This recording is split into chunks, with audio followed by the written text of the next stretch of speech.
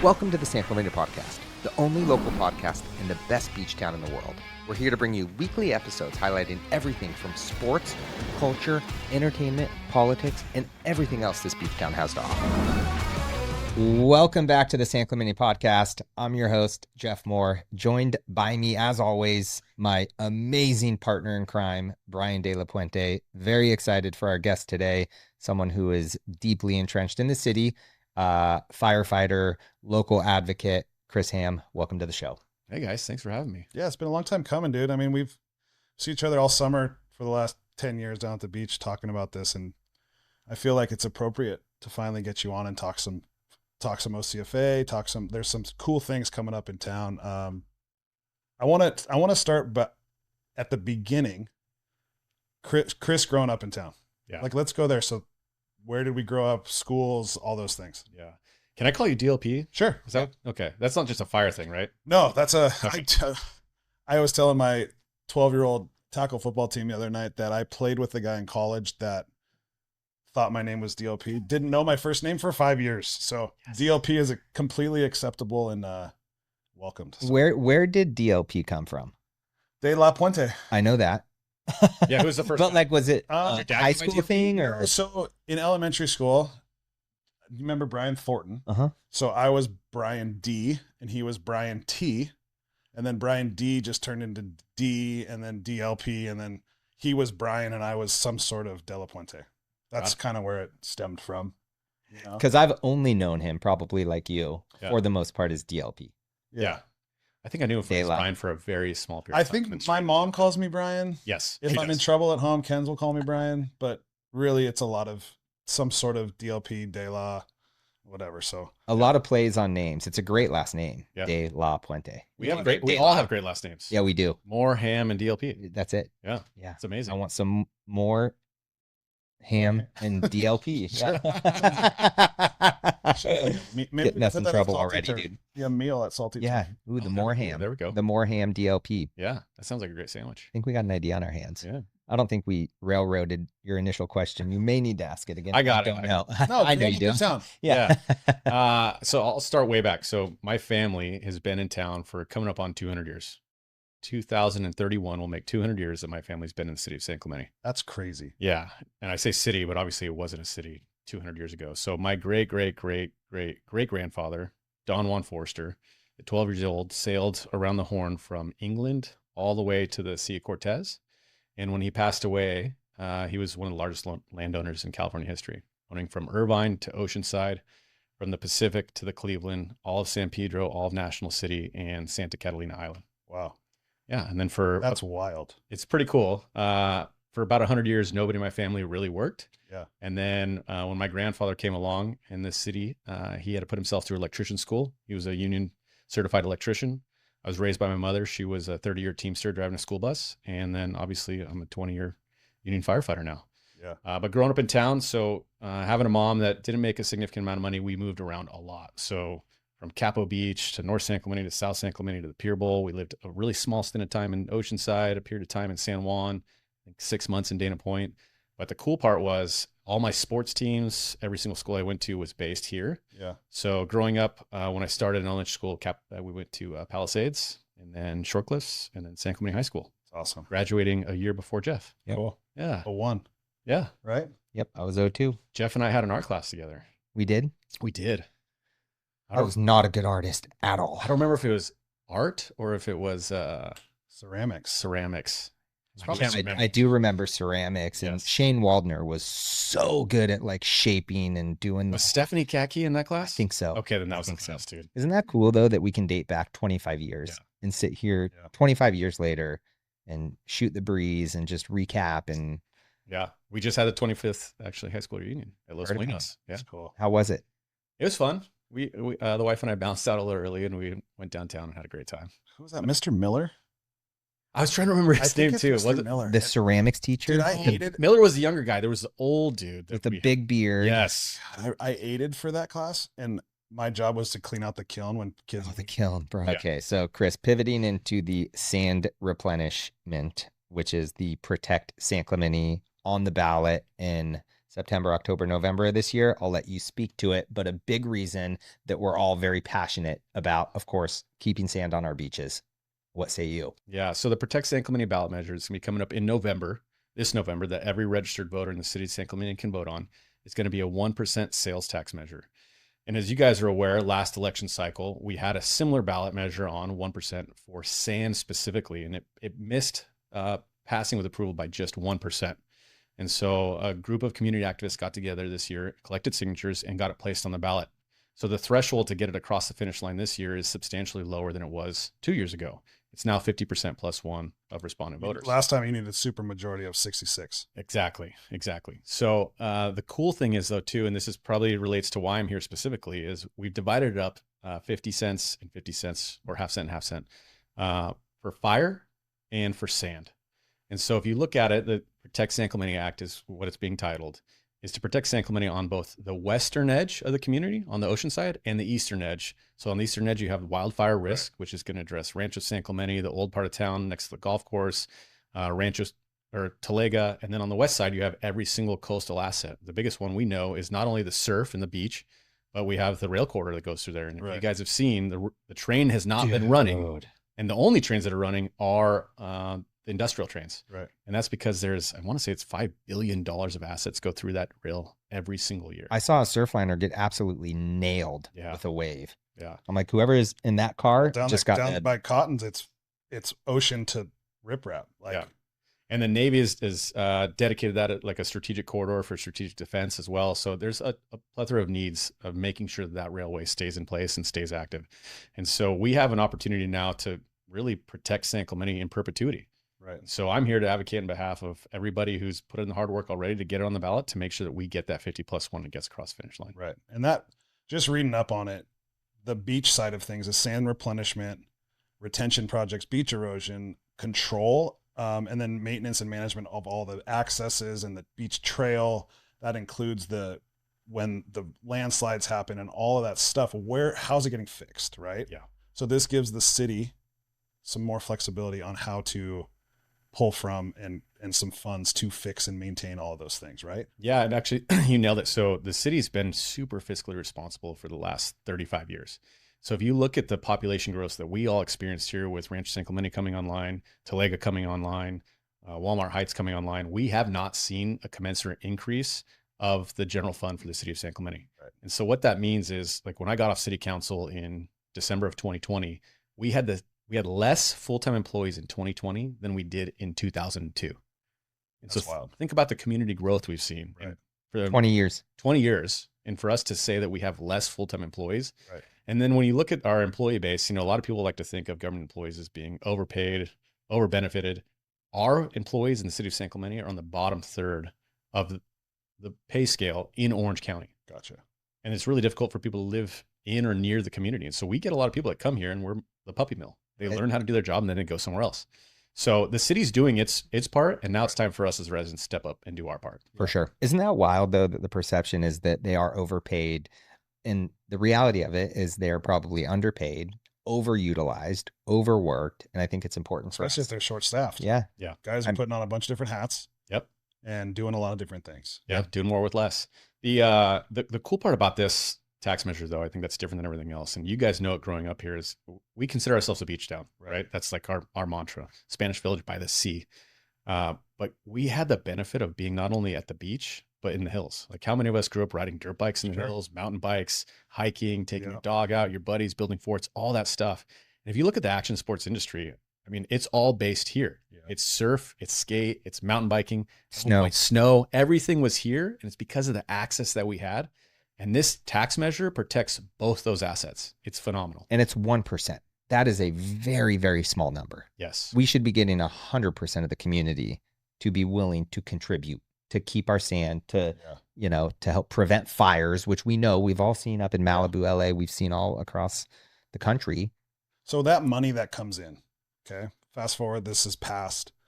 That money that's being brought in is going strictly for these two things, correct? Yes. It's not going to be potentially going to something else. It is going to go to the sand, or it's going to go to being wildfire protection. Dedicated funding source specifically for those two items. I think if you went down the road and like asked, hey, can I get $10 to, if you ask everybody in town for $10, I think they would do it. Right. Like, so the fact that this is a 1% sales tax, all the visitors there's going to be more people sharing this load. Right. Yeah. San Clemente is about the beaches. We had a scare on the 4th 2 years ago about Salvador. There was someone lit a firework. Oh, we had a brush fire. And that could have been gnarly. Yeah. If it ripped up that canyon, it would have been scary. A lot of big homes, and it would have affected a lot of people. Yeah. And that was a fresh wound too, because that was right when Palisades and all that stuff was happening. Oh, absolutely. That was the same year, in fact. And that's one of the benefits we have of being a contract agency with OCFA. The city of San Clemente contracts with OCFA for fire services. We have history of fires blowing through communities in Orange County, but specifically in San Clemente. Right.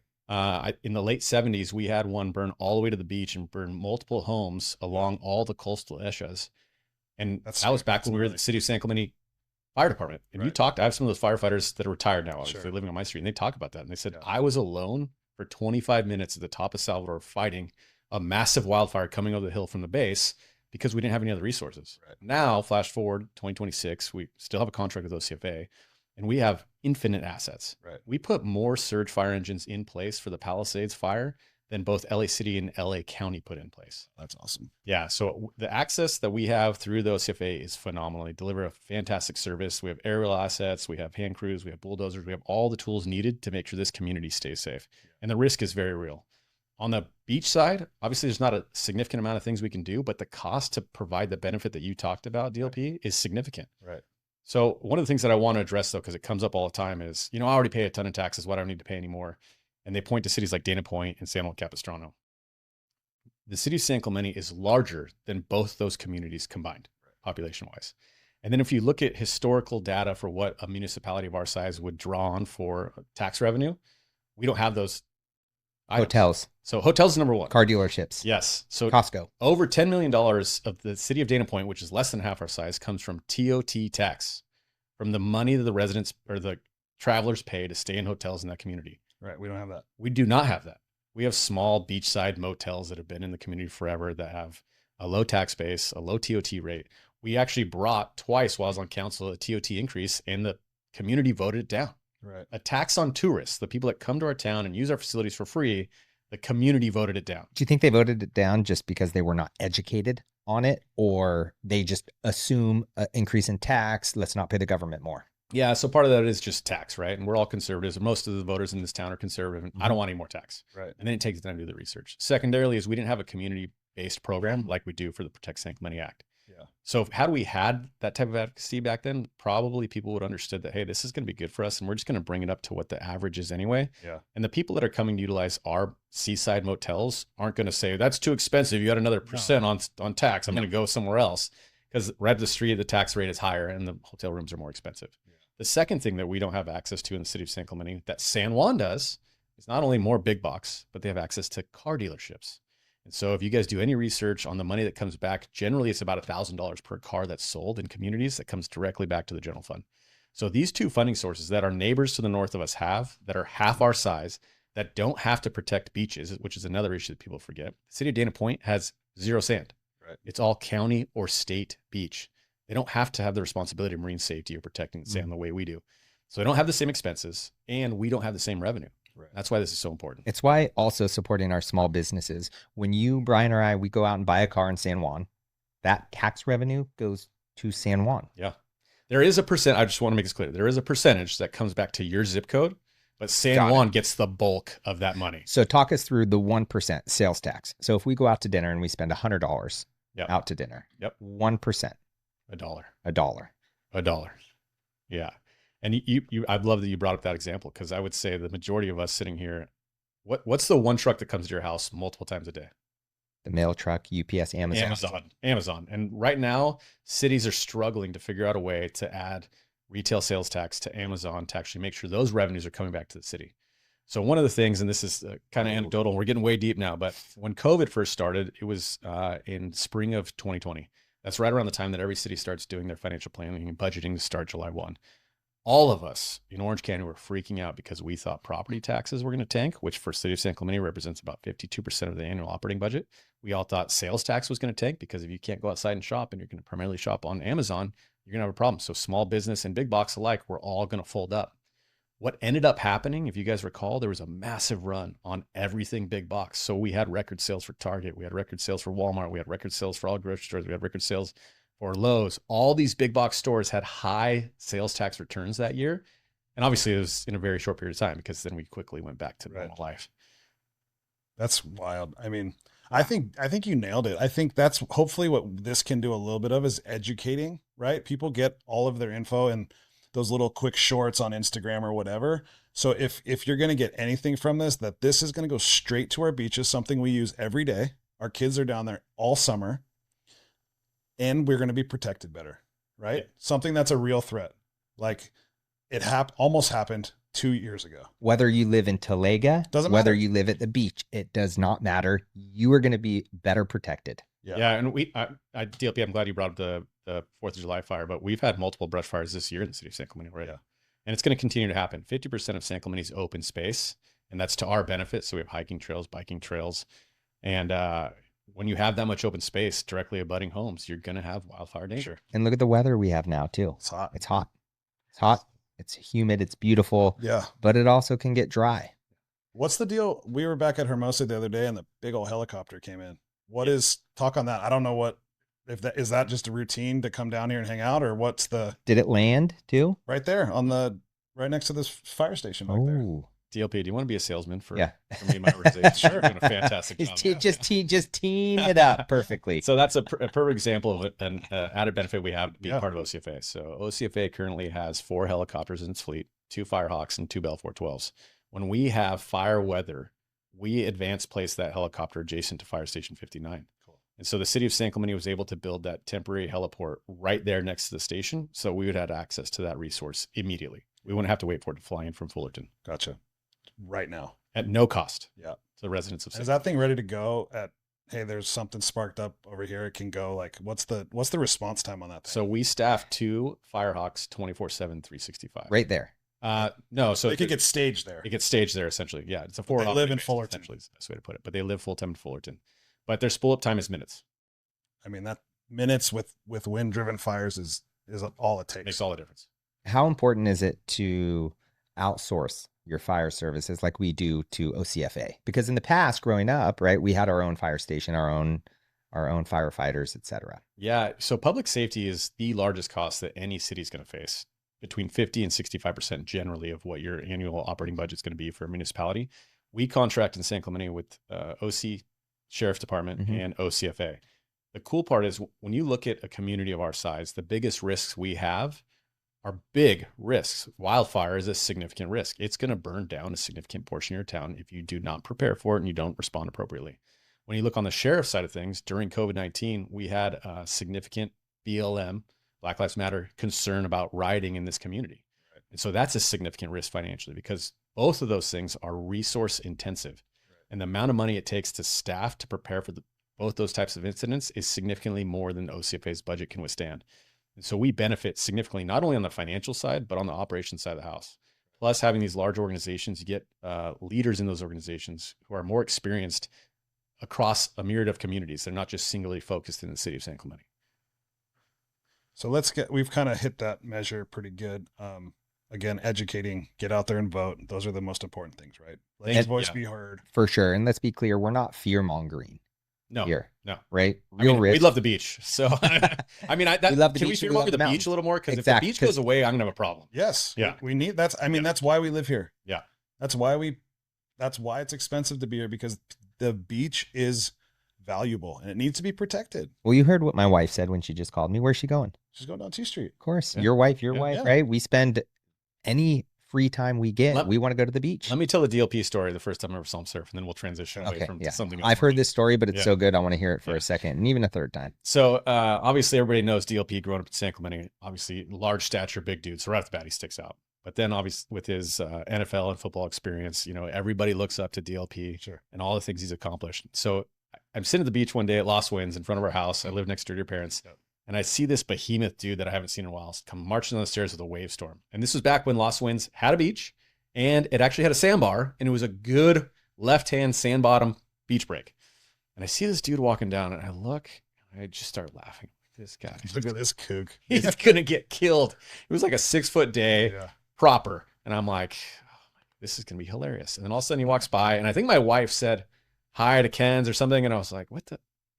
Oh, what's up, Brian? How you doing, man? Blah, blah, blah. And he's still paddling. In my mind, I'm still thinking a 7-foot wave storm, a 300-pound dude. I'm like, this is going to be, I can't wait.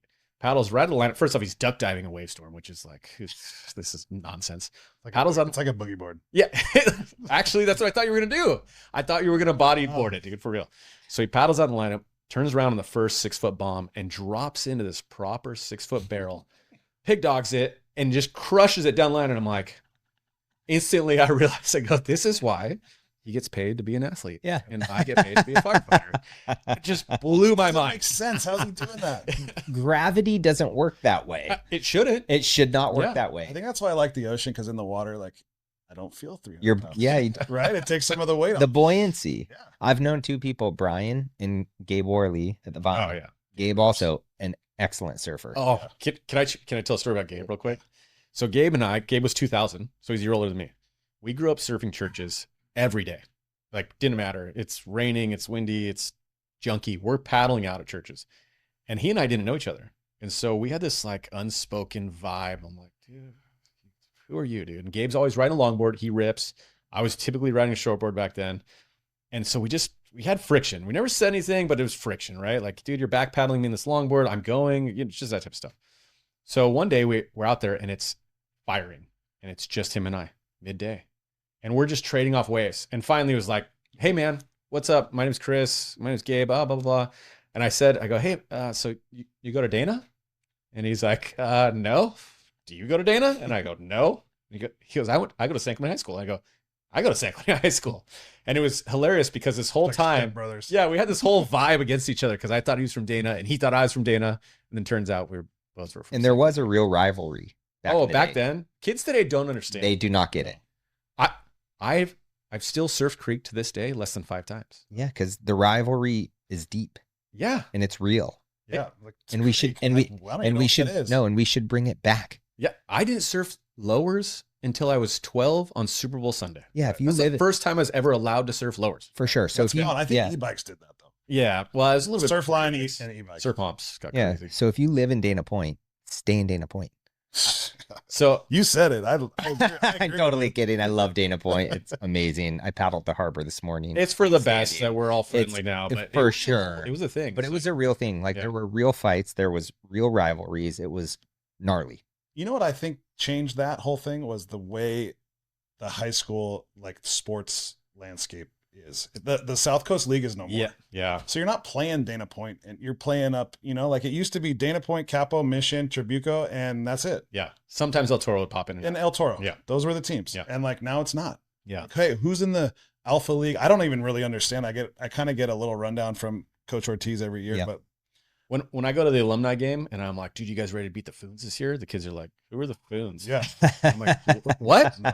It's the just Foons, dude. it's just funny what we grew up Oh, with versus what the kids now. For sure. Yeah. And of course, all kidding aside, I love Dana Point. The restaurants, it's amazing. They come here, spend their money, they go back. It's great. I call they go back. I just kind of speak about that. I call it the Tri-Cities area, man. If you're from San Clemente, Dana Point, or San Juan, you're crushing in life. And the cool Oh, part dude, is you've won. all You've 3 won. communities have their own vibe. We have the 100%. grungy San Yep. Clemente surf vibe. Yep. Dana Point has the harbor, a little more preppy, Yep. a little more upscale. Yep. San Juan has the horse vibe. Yep. Yep. And you can get a little piece of it at any time. Yeah. Anytime you want. Go hit glorious. Dana Point, San Juan, come to San Clemente. You've got 3 of the best cities in the world. Yeah. For sure. Yep.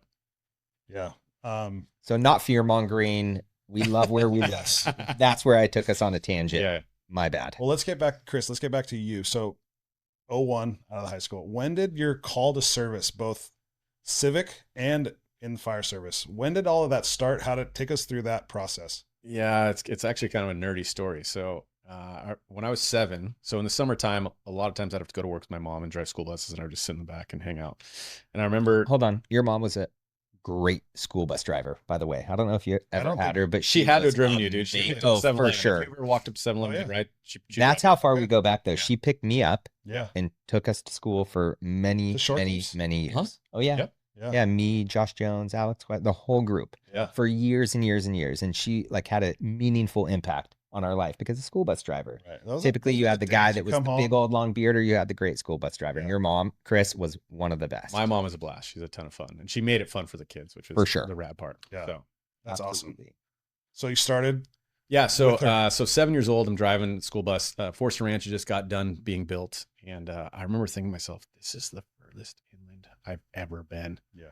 And I was just looking around, like, and at the time, I wasn't even comprehending that it was my great uncle who sold the ranch to That's the developer to wild. build the. I'm 7. I didn't get any of that stuff. So I looked at her and I go, "Why are we building so far inland? Like these hills were awesome. We used to hike. My dad and all his uncles used to ride dirt bikes back here." And she, like, I remember it clear as day. She looked at me. She goes, "Chris, very rich people get to make the decisions and we don't." And there was something that clicked inside of me at that point. I said, "I'm going to make a difference. What do I have to do?" And she goes, "Well, you have to be the mayor." And I told her at 7, I'm going to be the mayor. That's awesome. I mean, it's pretty silly if you think about it, but No, but that's cool. Like to have that kind of awareness at that age and to go do it. yeah.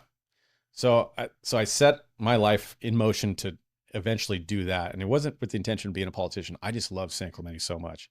And the cool part for me is, what San Clemente offers to people, and they don't even understand it, is you have the ability, regardless of your socioeconomic status, to be friends with everyone. My best friend, his parents made almost $1 million a year in the 90s living in Rivie. And they basically adopted me.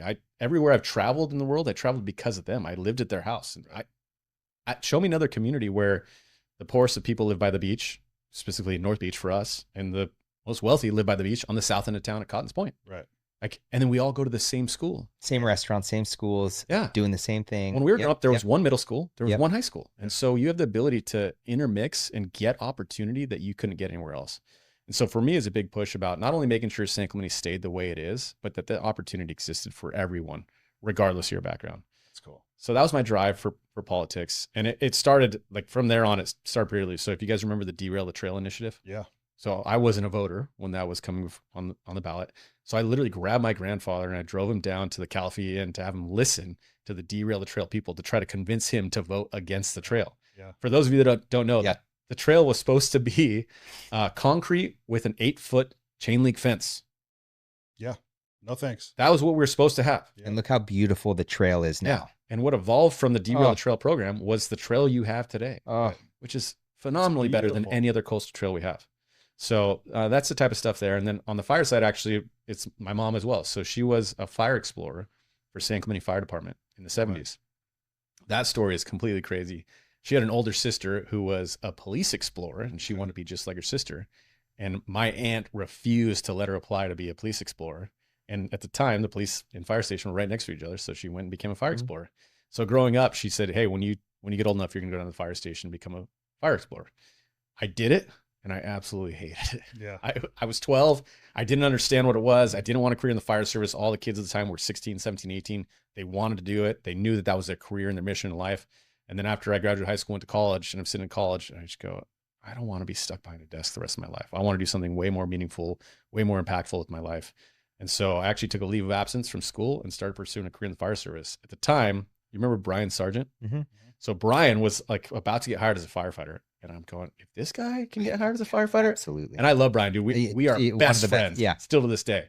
His mom got pregnant because my mom was pregnant. And so they were friends together in elementary school. So she pushed me in a lot of ways. And I say push, but she encouraged me in a lot of ways to go after, what I thought would be good ideals in the fire service as well as in, public service. And they really marry up so now your role with OCFA up through the ranks to captain, and now you're the union president. Yeah, so I have one of the best jobs in the fire service possible. So I'm a labor leader to 1,200 firefighters, 1,200 men and women that put their lives on the line every day for this community.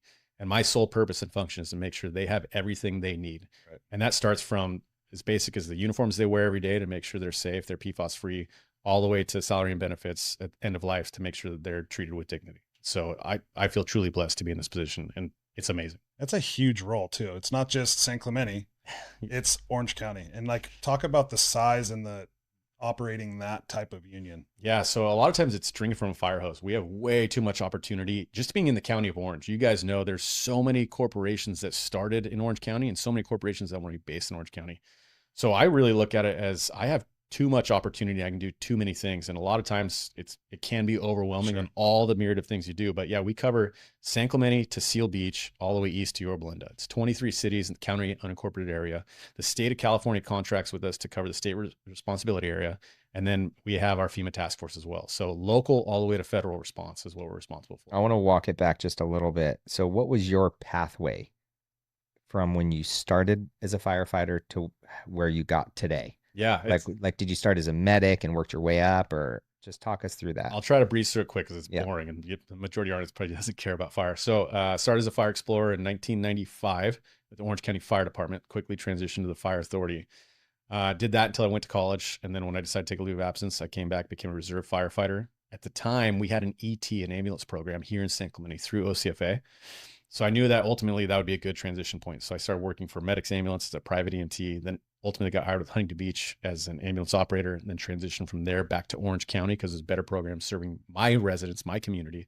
And then from there, firefighter, engineer, and captain. Talk about working. So I was a fireman out in Ontario. I felt like not a crazy connection to the community. Yeah. You worked in town. Yeah. Ran calls on buddies' grandma, on parents, on friends. Talk about that load, talk about that. Cause I think that might, for me personally, I think that might've been too heavy. Yeah. So that's actually a controversial perspective to take in discussion amongst all firefighters. A lot of them probably prefer to be out of their own town. Yes. A lot of people don't want to have that responsibility. I'll tell you, for me, because I always wanted to work in San Clemente, I set out with a career aspiration to drive a fire engine or fire truck in the city of San Clemente. Right. That's what I want to do. I grew up in a family of drivers. My mom, my aunt were school bus drivers. A couple of my uncles drove trucks at one point. I thought that was my ultimate career path. And so for me, it was about providing the highest level of customer service, period. So if I walk into your parents' house, Brian, and they see me, the level of comfort that your mom is going to have if I'm running on your dad is a whole nother level. Yeah. And you have the ability to control the scene and environment, regardless of your rank, firefighter, engineer, captain, or even battalion chief. If you see something that needs to take place, you have the ability to interject immediately and make it happen.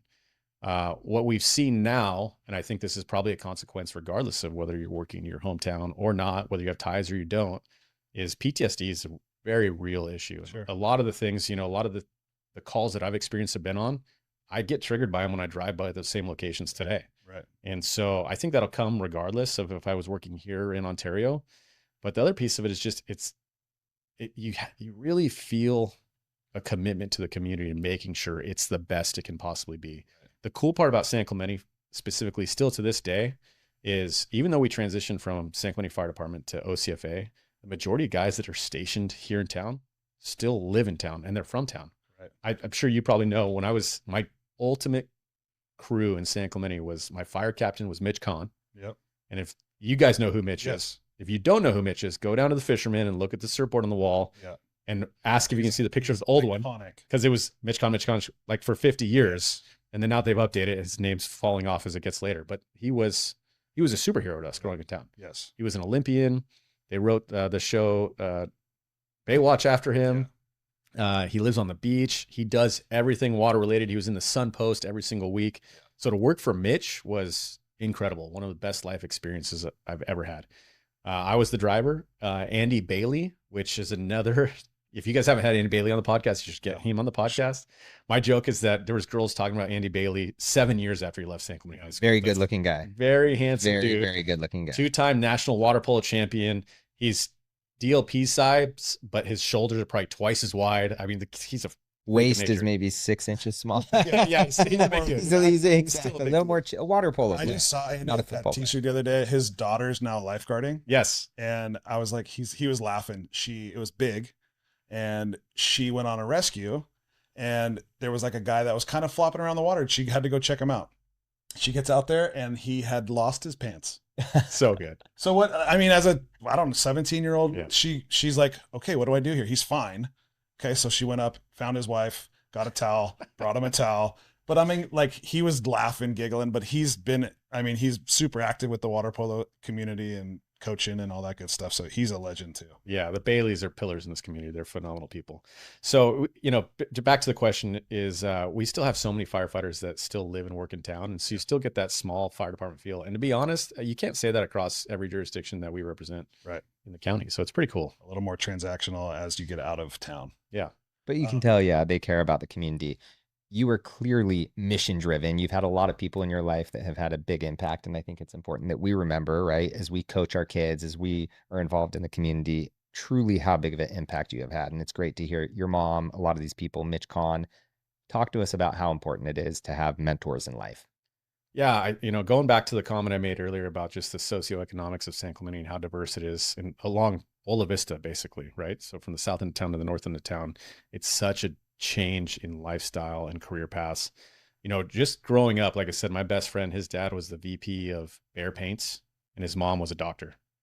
No one in my family was VP of anything. Right. No one in my family had graduated college. In fact, most people hadn't graduated high school. It was a big celebration when I actually graduated San Clemente High School. Right. Everyone went there. Right. They just didn't finish their 4 years. But you had the same access. Yeah. So it was the same exact access. And then just having those type of people like to show you what's available as a resource and opportunity is unparalleled. And it's funny, you guys were talking about coaching kids, 12-year-old Pee Wee football. It's the same thing. As an adult, you don't realize the impact that you're having on people or showcasing the different aspects or routes you can take. But in San Clemente specifically, especially now post-COVID with so many corporate VPs and presidents living here and working remote and a lot of them surfing, and a lot of them probably going to football games and playing pickleball, doing all these things. Kids have access to people like never before. Right. And so those role models, you don't know it at the time. They're just embedding all these good thoughts inside of you and these good practices. And then eventually you get back and you look and go, oh man, that was phenomenal. What would I have done without this person, For sure. And I'm passionate about mentorship and mentorship programs. And I think Brian and I, for the reason of that and having this podcast, I think we're lucky to have the opportunity to do that. Do you guys remember Coach Owens from wrestling? Yeah. So Owens is a perfect example of that. He was at San Clemente High School from the day 2 years after it opened until I think like 2 or 3 years ago when he retired. Yep. And that guy has mentored so many kids. So many people come through those programs. Yeah. And I think if everybody can, they come back because it's like you go out, oh, this is cool, but I want to raise my kids here. Yeah. Right. So I just think it's a special place. And talk about a little things, something that intrigues me about you were working in town and on the city council. Yeah. Was there like conflict of interest? How did you juggle that? Yeah. So there's not a significant amount of conflict of interest because OCFA is a contract agency. Gotcha. So a lot of the votes I was taking at the council, I didn't have to recuse myself to conflict. The biggest thing I think is just in general, people think that the fire service, because we call ourselves the fire department, we don't at OCFA, we're a standalone governmental entity, but most departments do. And people think, oh, well, I don't see many fires. So what do you guys do all day? So for me, bringing that perspective and the narrative, and I tell everybody, I go, we're all risk agencies. Whether you're fire department, OCFA, LA County, we're all risk, from weapons of mass destructions to active shooters to wildfires. We do it all. You pick up the phone and you have a problem, we will respond in a timely fashion and mitigate that emergency, no matter what it is. So the story that I like to tell is my biggest problem actually was getting relief on duty days to go to council meetings. And so I'd have to do like midday shift trades with guys to come in the worst possible time, 4:30 to midnight a lot of times. Right. Nobody wants to come in 4:30 to midnight for anything, right? So it was a struggle. But we'd gone, this is probably like 10 years ago, we had honey oil was a big thing. If you guys remember what honey oil is, where they distill down the THC into like a wax. And so it was like super condensed THC to get people extremely high. Yeah. And what was happening is these manufacturing facilities weren't being approved anywhere. So people were just illegally manufacturing in their homes. And here in San Clemente, it doesn't matter where it's at. Honey oil.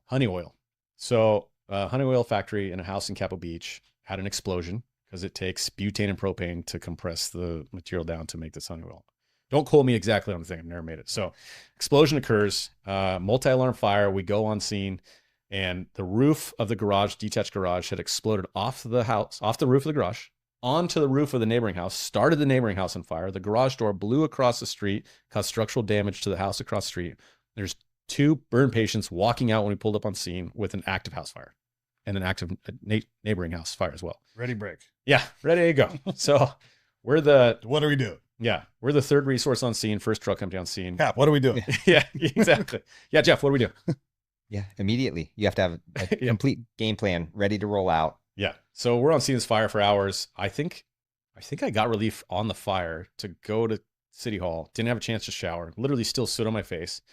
It was a wildfire, by the way. I don't know if you've been on one of these fires. So there's butane cans exploding while we're ventilating the house, and they're shooting up like rockets, dude, next to us. Scary. It was incredible. You got to secure the area, the perimeter. Like there's so many things that go in. It was one of the funnest fires I've Fires. been on because like the interior guys were knocking down the fire, so there was no concern for safety for us. It was just a wild, like, Can only imagine. Yeah. Had fireworks explosion. Yeah. that I missed, but my crew was on it and it was gnarly. yeah. So go to council, and we have closed sessions before open sessions. So we're, in a small office like this, and a councilwoman looks at me and she says, "What have you been doing? Sitting in the chairs all day?"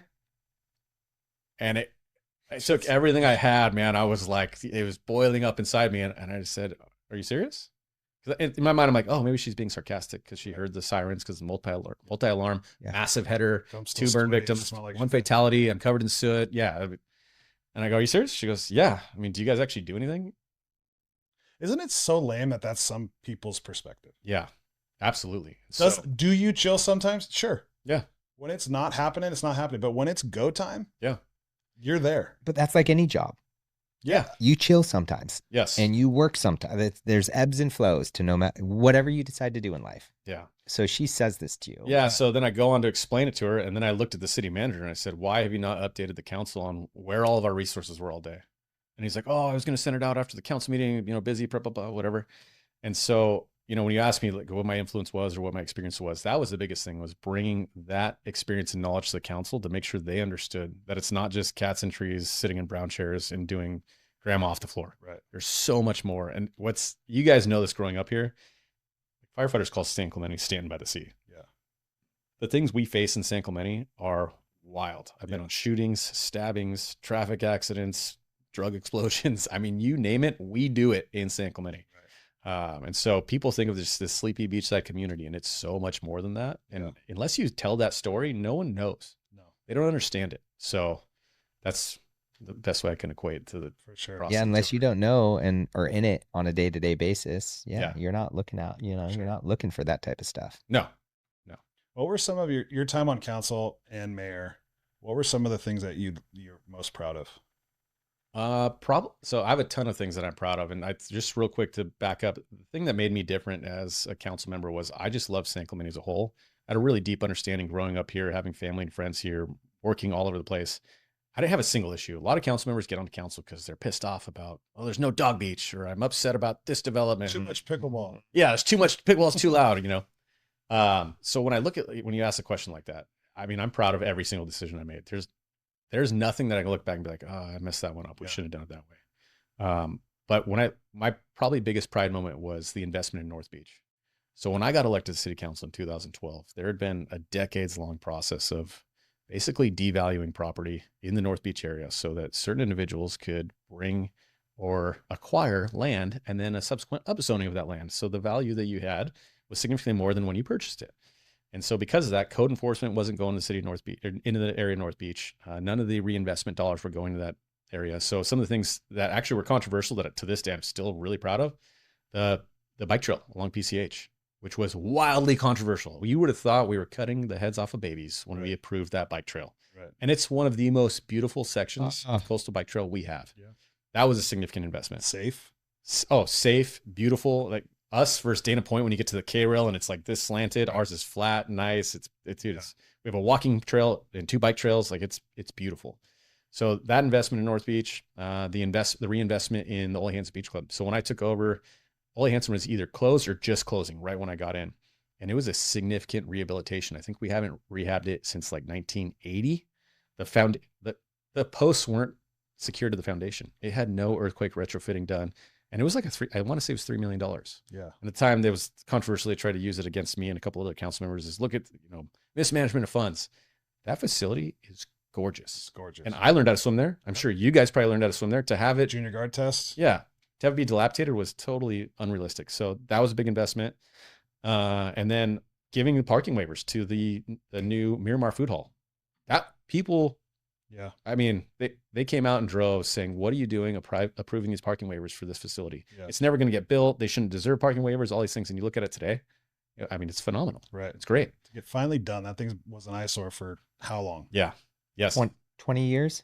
Or as long as 1992. I think I saw That thing Ninja has- Turtles there in 92. That thing has not been in commission No. since 92. Yeah. And the bowling alley longer. Yeah. So I'd say if I had to point to one thing, that's probably my biggest issue. Oh, the point of pride, we're on Del Mar right now. The 2-story height limit on Del Mar. That was a really big deal. Maintaining our small town character. Oh, Yeah. I like that too. Yep. that's a big one. For sure. 100%. I mean, it keeps, there's nothing going to be imposing. You know, if you have a 5-story building next to a 1-story, it's just not going to look right. Yeah. Exactly. No, I think that our city does a good job of gatekeeping to a certain extent. I know for developers, it can be a pain in the ass. Yeah. But it slows down the process and it keeps a critical eye on what's happening. Yes. What's wild to me is you knew what you wanted to do at 7. I know you didn't know, but Yeah. you knew, and you stayed the course for the most part. You never got too derailed. Yeah. Like, I didn't really start taking things seriously until maybe like 10 years ago. You know, like, we're just kind of getting going. I think- Like, I commend that at such a high level that Yeah. you were that disciplined. Again, in an era where you could have been doing 100 other things, but you were focused on making our community better. So I just want to commend you on that. That's incredible. Also, one thing with you, Chris, and I think why you have success at city council in the fire service, I genuinely think that you, if it's maybe not the most popular opinion, you're going to stay the course because you think it's right. So I just want to commend you on like, no, this is what I think is right for the city, for the fire department, for my guys, whatever it is. Yeah.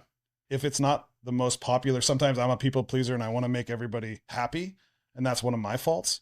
I think you do a really good job of like, no, this is right because it is. Yeah. And I believe it's right. And I'm going to do the things necessary to protect it. So kudos to you for really sticking to your guns and like, no, this is what's happening and I believe in it. And speaking on that, since you do stick to your guns, talk to us about the toll roads. Can I go back and actually tell a really funny story about sticking my guns? Only if it's really. Yeah. We'll come around to the toll roads. Okay, Actually, okay. it'll come around to the toll roads. So I had the unique benefit of having a really good support network. My mom, my aunt, my grandmother were all very supportive of me growing up. And like I told you guys about my best friend and his family. So I never felt in a position where I needed to make anybody else happy. Yeah. My goal was to make sure San Clemente stayed San Clemente. And so the example I want to tell you guys is there was a developer coming to town. It was before I even got elected. I was on the General Plan Advisory Committee, which I started in like 2009 in preparation for a run to city council. And he wanted to meet with me about this development project. It was a horrific development project. And ultimately, where it ended when I finally just said, hey, I disagree with the premise of the project. He attempted to bribe me. Said, hey, I own a ski and ski out spot in Mammoth. You can use it anytime. I go, hey, man, that's great. You know, I'm not a big mountain guy, whatever. Well, you know, I'm tight with the owner of Quicksilver. I can get you boards, wetsuits, whatever you need. Nah, I'm good. And ultimately where it evolved to was finally when it was very clear that I wasn't going to acquiesce to the request was he slid an envelope across the table at me. He said, why don't you take a look what's in that? And I said, with all due respect, I'm not touching this envelope. And he said, well, don't you want to know what's inside? And I go, I don't. I'm about to leave, actually. I want nothing to do with this. And he said, well, you need to know who your friends are. And I said, hey, I know who my friends are. And he goes, well, the pictures in here tell a different story. And I go, I'm just going to let you know I'm not going to acquiesce to gifts or threats. So take your pictures and put them where the sun don't shine. Right. And that was the first time I was ever threatened and or bribed. And it was before I became an elected official. That's crazy. That's a true story. Oh, yeah. And I'll tell you guys who the person was offline. It's pretty wild. So The fact that that kind of shit happens at like At a city level, well, that's where it does happen. Because yeah, a lot oh, yeah. of the big decisions People are don't made understand. they don't. you have the ability at a local level Mm-hmm. to make significant change and change your financial well-being for the better if you have people who are unwilling to stand by their morals Mhm. and ethics. The second thing that occurred all the time, and the toll road's not really an example of that because I was never outright quote unquote bribed or threatened, but an example that would always come to me because I got elected in my 20s. They would say, hey, obviously a guy like you in your 20s, you have aspirations, you want to go places, you know, you're going to have to start approving some of these projects if you want to get funding to run for these higher office. And I had a fundamental goal of just making San Clemente great. I didn't care. I'm not going anywhere. I lived in San Clemente. I worked in San Clemente. My family's from here. I don't have to leave. So I'm staying within the confines of this town. And I told everybody, and honestly, it was probably my downfall looking back a little bit, is I told everybody the world ends at San Clemente borders. I don't care what Dana Point does. I don't care what Camp Pendleton does. I don't care what San Juan does. I care what happens here in my community. And that was always my priority. Right. And that was always my mindset. So when the toll road came to town, and every other candidate running for city council was, I'm pro toll road. We have traffic. Sorry, I didn't mean to bump that. It's probably noisy. I'm pro toll road. Were they pro toll road and advocating for it because of their backers and the support and the money behind it? Big money. So we'll get to that in a second. So you actually kind of touched on a little bit, DLP, without recognizing. So one of the things that enabled me to stand behind what I thought was in the best interest is I just did the research. And so for me, and still to this day, like I'll talk to politicians in the north end of the district. They're like, why were you so anti-toll road? And I said, did you know they were going to eminent domain 52 residential properties? Oh, I didn't know that. Did you know they were going to eminent our Presbyterian church, which is one of our oldest churches in the community? Oh, I didn't know that. Did you know they were going to do a flyover transition of our only high school in town? Oh, I didn't know that. Did you know that the traffic congestion that we have in Orange County is an east-west, not a north-south problem? Oh yeah, now that you say that, yeah, it's a 91 issue, not a north-south. And so if you don't do the research and you have the TCA coming to you and you have subsidiaries or contractors of the TCA that are donating a significant amount of money to your campaign, and they're just telling you the high level things that they need to tell you. Conveniently leaving out the details of actually what's happening. Yeah, exactly. So it made it significantly easier because I knew the best interests of the community I had in my heart. That was what we're going to do. In your 20s. Yeah. Well, you talk about all the time. We only got one life. One reputation. And that too. Like you take that envelope. Yeah. And it's a different road. Oh yeah. So the cool part is like, just if it's filled with $100 bills. Yeah. If it's filled with the pictures. I love the TCA to this day. I take the toll road all the time. Yeah. It's phenomenal. The new 405 toll road they put in, which is actually a public thing just managed by the TCA, is phenomenal. The 241, 261. The end result to where we got ultimately was the best for the community. Having Wearable Terminus in La Pata adjacent to the dump facility is going to be the best outcome. Yeah. Because it's going to be cheaper for the end user. They're not going to have to pay that.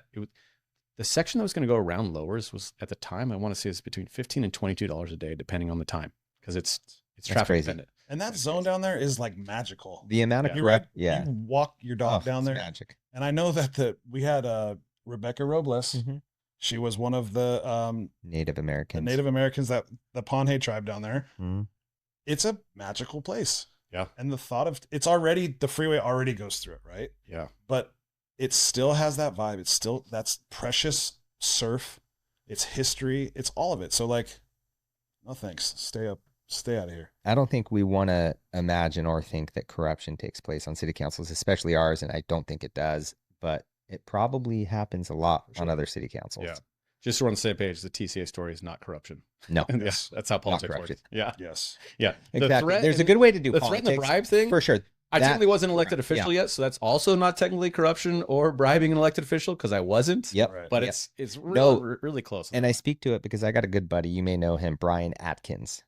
He's a local FBI agent in town, and his job is to investigate local governments. And he went after a city in Anaheim, and he was able to break a big story. But yeah, that's a big story. Huge story.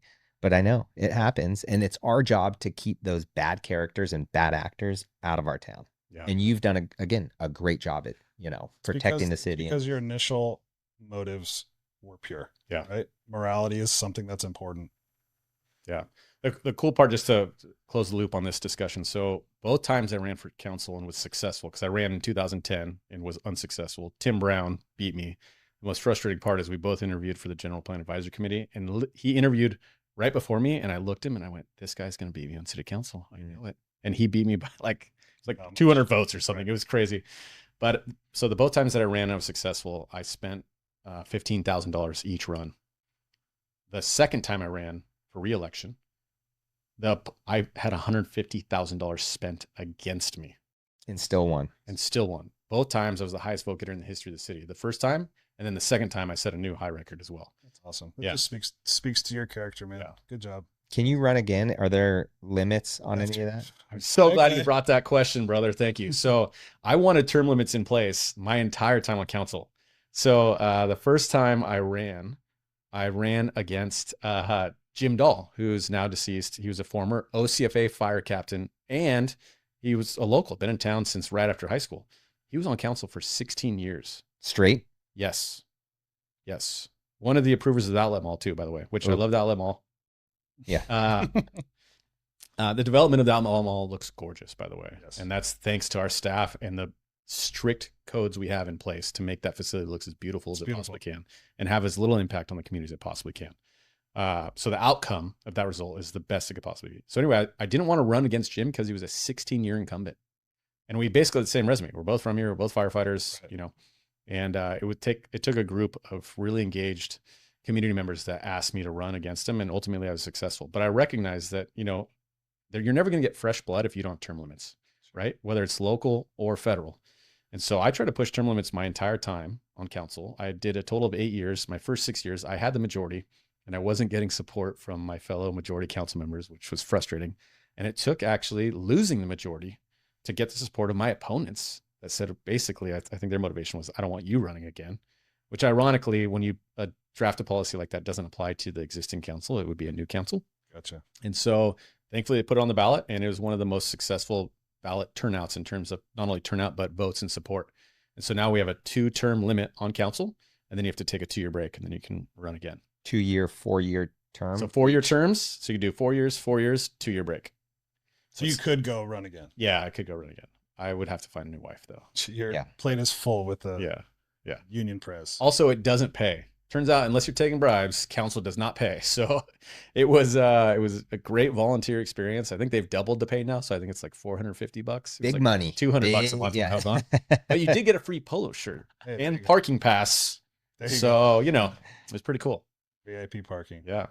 No, I think it's important that, again, the reason we had you on the podcast initially was to protect the sand at our beaches, San Clemente. I think I coined that name. But Do you approve of that? San Clemente. San Clemente. I'm going to call Cameron right after this. Yeah, but we advocate. We advocate. We support support it 100%.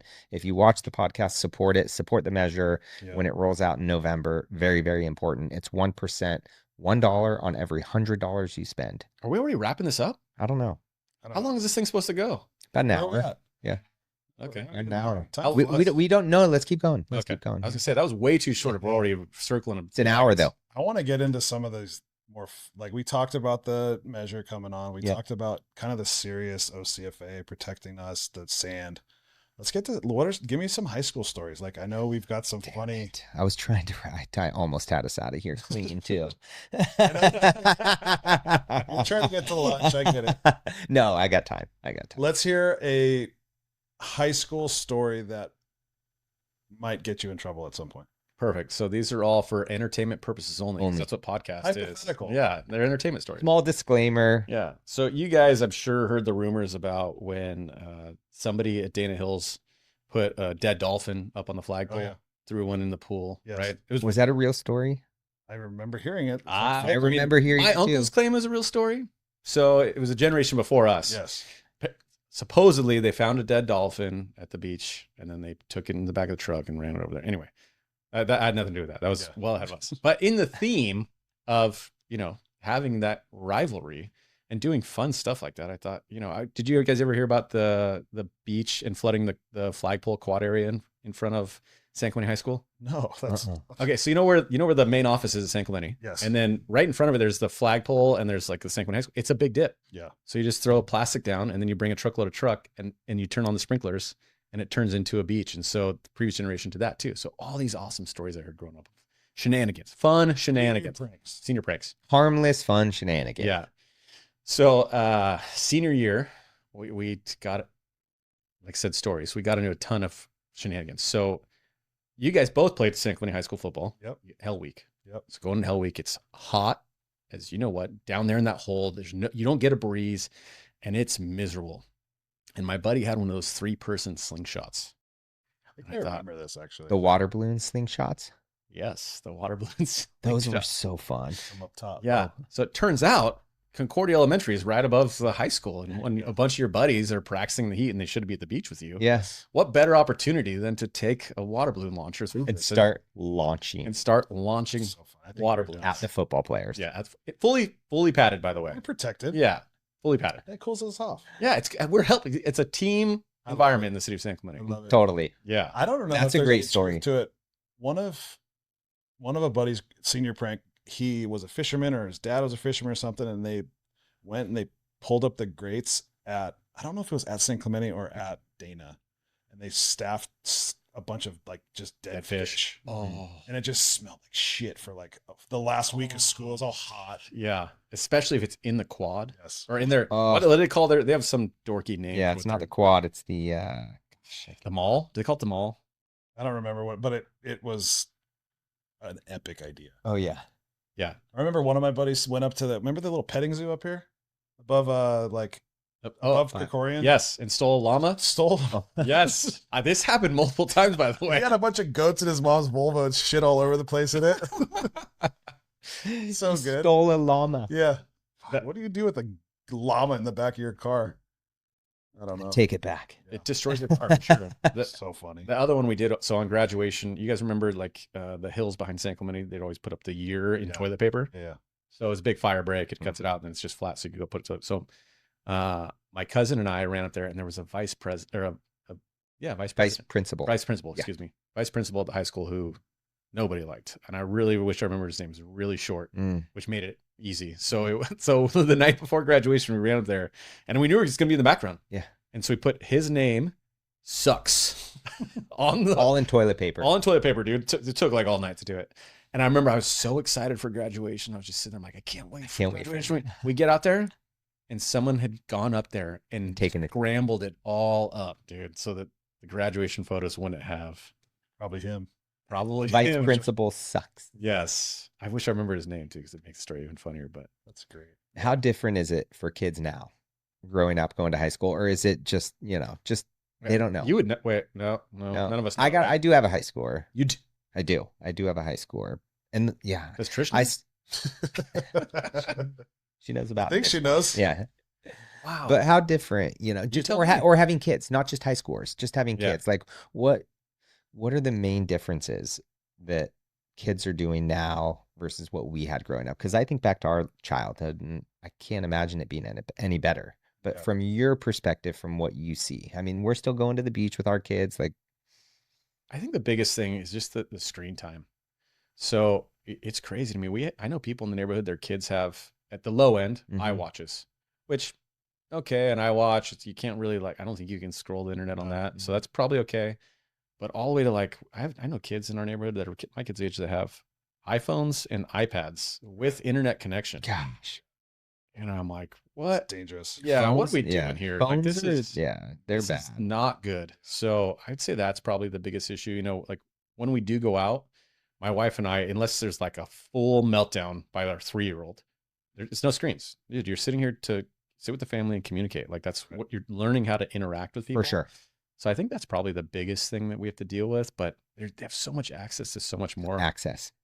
I will say it is kind of cool too. So like I grew up riding dirt bikes a lot in the hills here, going to Ocotillo with a bunch of friends and family. And one of the things that like even as a kid I never understood is dirt bikes are loud. No one wants you riding down the street. They don't even want you starting them after you change the oil in your neighborhood. Like it's a nuisance. Right. But now with electronic technology, E-bikes, e-dirt bikes. dirt bikes, dude. In the hills of San Clemente. That is a Hypothetically. dream. Hypothetically, it could happen. Yes. Not saying it does or should. So, and my wife hates moto, period. And so I started off like there was a company in town that was selling these little like Strider like electric bikes. So my boys got on those first. Then I went to Walmart and bought one of the little Razor ones and juiced it up, put a new battery in it, new motor, new controller. And then now we're on full electric dirt bikes. I take my boy to Paulo to ride moto. Oh. I'll ride my mountain bike and he'll get on behind me with his moto and we'll just go hit the trails and it's a blast. And most people like, cause it's my son and he's little, they'll be like, they're stoked when they see him all geared up, riding through the hills with me. He's having a great time, So there's a lot of opportunity, I think, out there for kids that we didn't have access to, right? Like is your mom gonna let you ride a moto up and down Lobos when you were a kid? Yeah. No chance. Yeah. I do love those e-motorcycles though. They're awesome. They're insane. Coming from a fireman standpoint, I've seen too many crashes and accidents. Like the e-bike stuff, the kids, there needs to be some sort of like class. Yeah. Or were you seeing a lot of incidents? Dude, I had a guy, one of our fellow firemen, he was at a concert and he got into an accident and he ended up passing away. Oh, So- I remember this one. Yeah. So I just have been close to a lot of e-bike accidents. Yeah. And you're like, pedal your bike, dude. You know, like my boys, if you don't, hey, do you know what to do at this stoplight right now? Yeah. No, I have no idea. Well, then you're not going to have an e-bike. So the amount of access that these kids have, you can get from go surf at Lowers and then you can have lunch at Wahoo's. Like that's gnarly for a 12-year-old, in my opinion. No, so I think, I don't think this is like a parent podcast, but one of the biggest things, whether it's screens or e-motos, parents still need to be parents. Yes. When I was on council, we had an issue with kids driving golf carts. Yeah.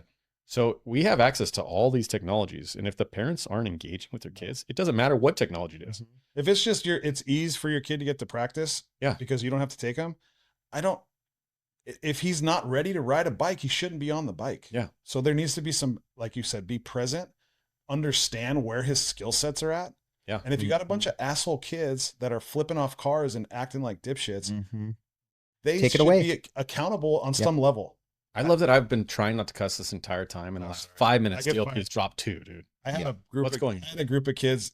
I was leaving San Gorgonio and I was going up on the coast, and some kid pulled next to me, flipped me off. And I had my son in the car, and I'm like, why are you flipping me off? I don't even know why he was flipping me off. Well, there was that story of I think it was El Toro High School, maybe. Killed a substitute teacher. Yeah. And the mom, I bring it up because the mom is being held, I think, accountable. I would like to see what would happen if a kid got in trouble, you impounded the bike, and it was $500 to get it out. Would there be more accountability for their behavior? I think that's already the I'm rules. pretty sure they're running that right now. Yeah. I hope they take bikes because oh man. Well, mom and dad are going to pay it, To Ryan's point, like, have you driven by San Clemente High School parking lot lately? It's chaos. No, just the value of cars. The car value. So it looks like Ranchos, San Margarita High School when we were kids. Who buys their kid I know a lot of them, a Raptor Bronco or a Raptor. It's crazy. DLP, when I was dropping the kids off at the high school for the football camp, and there's a big poster of you up there, right? Yeah. Right? Doing whatever pose you do. Yeah. The kids are coming out from practice. It was, right? That's a pose. Exactly. The kids are coming out from practice, and they all have nicer trucks than me. Oh. And I'm like, trust me, I want my boys to have the best, but I'm thinking to myself, am I going to buy my kid a $120,000? No, I don't want him to have I want him to have it hard, Yeah. like in a certain way, like we had it. Yeah. Well, I told have a little bit of hard in your life. I told my boys, I said, Riv, I'll pay for half a car. Smart. And he goes, okay, sweet, Dad. Like, in my head, it's raise money. He's going to work, save money, whatever. Talked to my mom. He said, hey, my dad said he'd pay for half.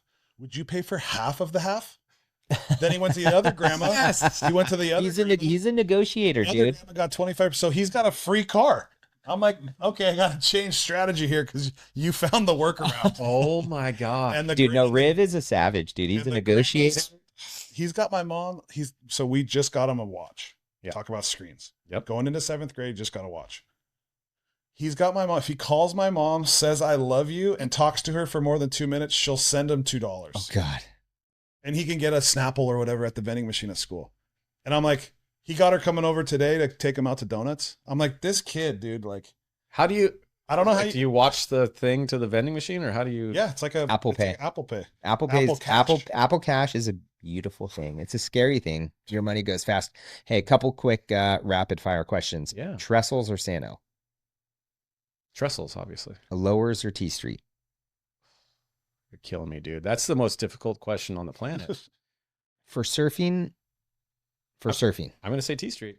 Hold on, and let me just vet that for you. I said rapid fire. Oh, okay. But go ahead. Actually, no, I don't want to vet it. I want everybody going to lowers. So T Street. Lowers. Yeah. Okay, so T Street is rights or lefts? Rights, dude. Are you regular? I'm regular, yeah. I can't go left. Yeah. That's for kooks, dude. We call it goofy for a reason. Yeah. Dawn patrol or sunset session? Oh, dogs. Sunset, for sure. Sunset's the best. I hate mornings. In summertime, too. Cool. Sunset. Ooh, blackball.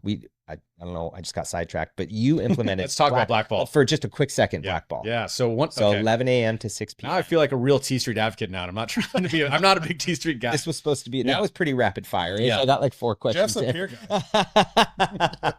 Dude, have you guys seen Southside recently? It's been kind of fun. I got to explain the Pier story, not on this podcast, but to Brian one of these days. There's Okay. We're We're good.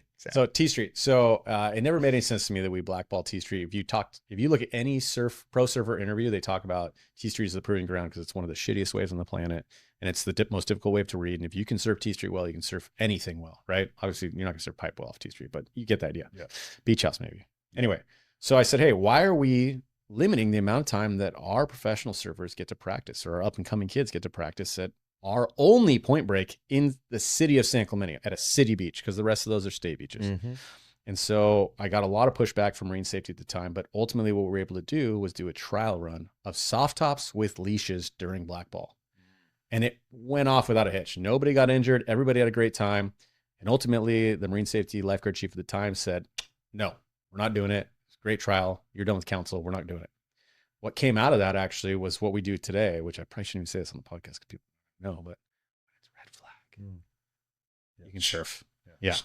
So I learned that I 2 weeks learned ago. that just this year too. So you get to go out and crush. Like if you check, Dude, it was firing the other day. But it's very rare. Very rare. Yeah. Red flag. very rare. Yeah. Which also coincides why I said T Street over locals, Totally. but- Okay, so longboard or shortboard or Oh. mid length. I'll throw mid length in there. Brother, I'm a fan of all three, my friend. It's all about the right stick for the right wave. This is a silly one, but I think I know the answer. Wetsuit or trunks? Oh, trunks all day. Really? You don't love putting on a 3.5 Cold water's for the birds, man. Are you a fair weather surfer too? Like, Yeah, the DLP doesn't even need to wear a wetsuit. He's wearing it right now. no, my threshold is if it's under 63, I'll put on a wetsuit. A full suit? No, I didn't even wear a full suit last year. Yeah. Like Like shorty with a long I was gonna sleeve. say, okay, a jacket. Yeah. Dude, have you seen these new trunks that have wetsuit material built in? Are those rip? I think they're called drift lines. Oh, drift line by They're Rip out of, Curl they're out of or- no, like Carlsbad or Oh, it's the Drift local Line. company. The dudes are rad. I've been rocking those forever. Genius. Especially for you. Okay. You can go And down it's to like 59 that neoprene wetsuit under the trunk. interior. So you don't even know you're wearing a wetsuit. And it's Oh my keeping gosh. the most Cheap. warmest part or the coldest part warm. There you go. Unbelievable. glorious. If you and your wife are out walking around, you walk in the pier or you walk in the beach trail. Beach trail. Yeah. The beach trail. Beach trail spectacular. Yeah. Beautiful. Can I just say, how is it that none of the three of us have a house in Cabo? Because I feel like we should be doing 6 months in the wintertime Oh, in Cabo. let's do it. 6 months in the summertime. There, I've we're been getting trying to figure there. it out, man. We I'm in. are getting there. That's the one thing you say I was driven and I had this notion. I should have figured that out 25 years ago. Goodness gracious. East Cape of Mexico. My kids can habla, so they can handle all the. Yeah. Habla Habla español. Oh, it's beautiful. And the culture, the people, Food. the weather, We the trunk it year food. round. Come on. 6 months here, 6 months in Cabo. I'll go in with you. Let's do it. I'm in. I'll go into thirds, Okay. thirds. It's not, Perfect. it is expensive now, but there's still areas on the East Cape. And I've got a Okay. couple buddies. Scott Brooks bought a rad Can- piece of property. Can I have your mom's number? Because I feel like I could get a third of my third covered. Exactly. But just 2 minutes. That's my thing. 2 minutes and tell her you love her. Yeah. Okay. I do love Mrs. DLP. Fiesta or Ocean Festival? And I think that's That's a struggle. It's a hard one. I'm going to say Fiesta. North Beach or downtown. North Beach Miramar Food Hall now or Oh, downtown downtown. Del Mar? Downtown. Downtown. Yeah, Yeah. you can't. San Clemente has a true downtown. Yeah. Not a lot of towns have it. We have it, and our downtown is spectacular Glorious. and only getting better, right? Most overrated part of San Clemente. Overrated part. Overrated part of San Clemente. I'm Who sorry. came up with this? That is a question. Ryan Turry. I'm just kidding. Okay, hold on. Hold on. Exactly. Everything. San Clemente sucks. It's awful. Don't come. Yes. The whole town is overrated. Everything we just talked about, we made it all up. Yeah. This is all for entertainment purposes. 100%. Everything's Waves here suck. is miserable. Weather sucks. Yes. Weather sucks. We have no beaches. We need a sales tax measure to bring beaches because we don't even have any. We are beaches going to here. get the sales tax measure Yes. approved because of this podcast. Yes. We will get it approved Perfect. 100% for sure. Hobie or rainbow sandals? Oh man, I had a stint where I was a lifestyle athlete for Hobie, so I'm gonna have to go with Hobie. Okay. But hold on, Okay. Hold Rainbow Sandals is such a good contributor to the community. He gives back so much. Him and Really? Pat do a phenomenal job, and so I need just to give a shout out to them and all the good work they do because there's a lot of companies that don't put the money back into the community that gave them so After much. the community gave him so much. Okay. After surfing, are you eating a burrito or are you going for a burger? Can we say a beer at Nomads? Yeah. Okay, beer at Nomads. Absolutely. And Nomads is incredible. Yeah, they I don't have think burgers though. They don't have burgers. They don't have a fryer. I just found that out. Oh, No- that makes sense. Yeah, they don't have a fryer. It bums my boy Dude, out every time. Nomads is the vibe that everybody should be looking for. It's the best. Island vibe, good people, great beer, great everything. I know you're trying to jam this thing to finish it up, but we need to talk about that for a second. Okay. Okay. So Talk one about of nomads. the biggest issues, it's actually not nomads, it's outdoor dining. So there for a Oh, very long yes. time, there has been a very negative connotation with outdoor dining, specifically with our elected officials. Why do you think? That's the bet. We live in the I best- think it's the age of the population that was primarily in the elected official positions. Fortunately, we're in a good position now. I think our elected officials understand the benefit of the Mediterranean lifestyle, outdoor dining, outdoor activity. But for a very long time, there was a hard push. That's why Del Mar is required to close by midnight, and you have to close your windows. Like if you have loud music, you've been at Beach Fire, and they close the windows when they have a live band in the summer. Like I want to say it's 9 or 9:30. And it gets hot in there. And it gets hot. box, It's yeah. because that is in the code. Our main street says that you have to do these things, because there was this idea that you would put the residents living on Del Mar ahead of the businesses, but it's a commercial area. The commercial area needs to be the priority, not the residents. Absolutely. So we need more outdoor dining. we need more outdoor dining. Yes. It- Our current council's crushing it. Our current council's crushing it. Our current city manager absolutely I crushes love Andy it. Hall. He's the best. Big shout out Andy to Hall Andy. is Yeah. unbelievable. Amazing. We all love him.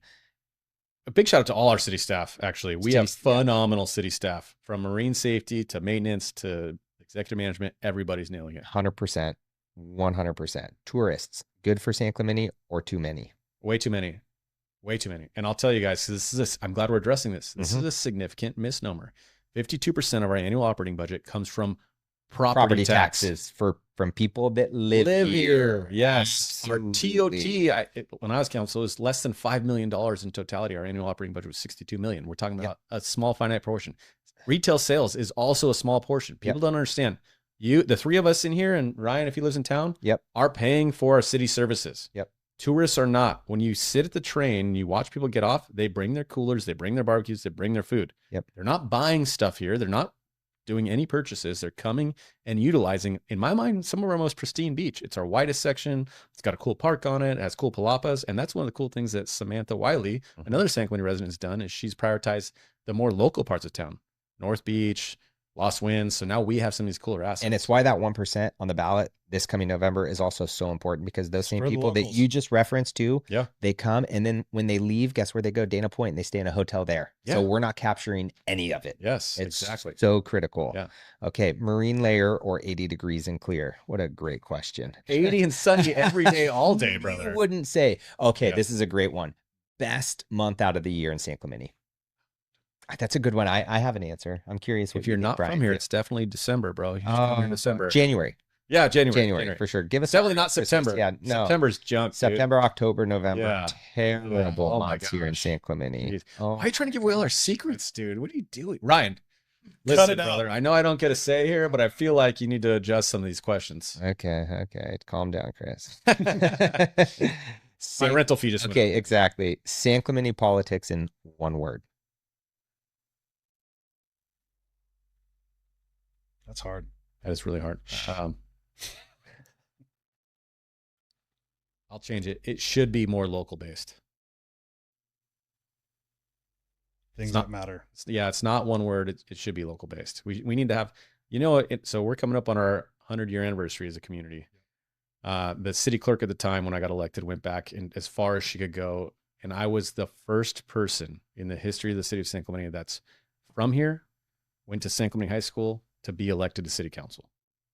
And we were at almost, That's surprising. I know, we were almost a 90-year community at that point. And so that should not be the norm. Mhm. If you look at other communities, it's not the norm. It's generational people. We didn't get on this, but my great uncle was also the mayor of San Clemente, which I had no idea when I ran the first time. So I guess in that sense, I was also generational as an elected official, but we need more people like us. Mark Enmeyer's on right now. He's a local, but everybody else that's on council's not from here. Get involved. Yeah. All good people, but Yep. we need people to volunteer. It is a volunteer job and we need people to volunteer. And I Yep. thank everybody who's doing it now. I'm really excited for our first ever direct elected mayors coming in November. Yep. It's gonna be- I'll be voting for Victor Cabral, just so Yep. you guys know. You're putting that out there. Yeah, I'm putting it out there. Victor dude. Cabral. That's your what I'm guy. going for. Yep. And that is on the same ballot as the 1%. Yes, sir. There you go. So Yep. you got your city officials that you can elect this coming November. Yep. You've got the 1% that we support that we're going to push out. We hope that you share this with everybody that you know. If you want sand on the beach, push this podcast out. Get people to listen to it. Get people to engage in it. Very curious to what the guys think, and gals, and people, and community. Chris Hamm, it's been fun. It's been real. It's awesome, dude. Real fun. Chris, thanks for hanging out, dude. Yeah. I could talk to you all day. You got a lot of cool insights, a lot of cool history. And again, just your leadership it's taken the city, OCFA, all of it in the right direction. So kudos. Well, I appreciate the time, guys. And I think I'd be remiss if I didn't mention, I got to take my family to a really cool event last weekend at this awesome new place called Salty Turf. One of the most phenomenal recreational opportunities we have in the city of San Clemente right now. And I have people from all over the county asking me about Salty Turf, and they're super pumped to come down. And I can't express how much fun everyone in my family had. So thank you guys for putting that together. Of course. Thank you for the plug. That was outstanding. Your rental fee just went down again. Thanks for watching, guys. Until next time.